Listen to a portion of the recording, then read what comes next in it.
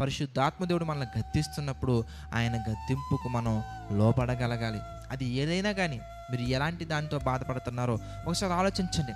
కొంతమంది కొన్ని రకాల వీడియోస్కి అడిక్ట్ అయిపోయి ఉంటారు, కొంతమంది యూట్యూబ్ షార్ట్స్కి అడిక్ట్ అయిపోయి ఉంటారు, కొంతమంది రకరకాల మరి ప్రోగ్రామ్స్కి అడిక్ట్ అయిపోయి ఉంటారు, కొంతమంది రకరకాల మూవీస్కి అడిక్ట్ అయిపోతారు, కొంతమంది రకరకాల మూవీ సాంగ్స్కి అడిక్ట్ అయిపోతారు, కొంతమంది రకరకాల జోదాలకి అడిక్ట్ అయిపోయి ఉంటారు.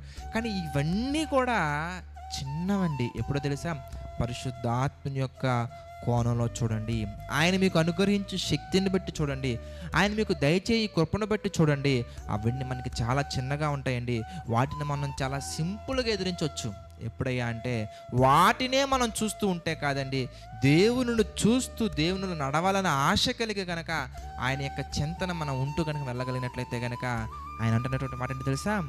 సమాధానకర్తకు దేవుడు సాతానును శీఘ్రముగా మీ కాళ్ళ కింద చితక త్రొక్కించును. శోధనలన్నీ మనం చితక త్రొక్కగలమండి, శోధనలన్నీ మనం ఎదిరించగలమండి, లోకాన్ని మనం జయించగలమండి. ఎప్పుడో తెలుసా? ఆయన మీద మనం ఆధారపడినప్పుడు.